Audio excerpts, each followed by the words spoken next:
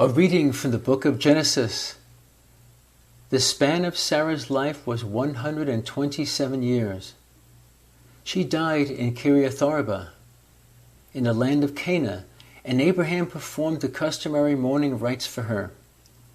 Then he left the side of his dead one and addressed the Hittites. Although I am a resident alien among you, sell me from your holdings a piece of property for a burial ground, that I may bury my dead wife. After the transaction, Abraham buried his wife Sarah in the cave of the field of Machpelah, facing Mamre, in the land of Canaan. Abraham had now reached a ripe old age, and the Lord had blessed him in every way.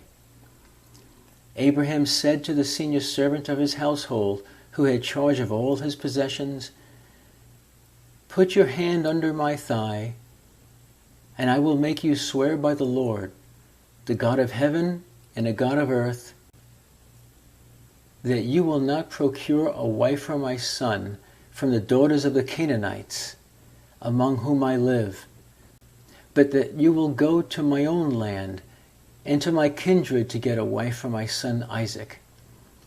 The servant asked him, "What if the woman is unwilling to follow me to this land? Should I then take your son back to the land from which you migrated?" "Never take my son back there for any reason," Abraham told him. "The Lord, the God of heaven, who took me from my father's house in the land of my kin, and who confirmed by oath the promise he then made to me, I will give this land to your descendants. He will send his messenger before you, and you will obtain a wife for my son there. If the woman is unwilling to follow you, you will be released from this oath, but never take my son back there." A long time later, Isaac went to live in the region of the Negeb. One day, toward evening, he went out in the field, and as he looked around, he noticed that camels were approaching. Rebekah, too, was looking about, and when she saw him, she alighted from her camel and asked the servant, "Who is the man out there, walking through the fields towards us?" "That is my master," replied the servant. Then she covered herself with her veil.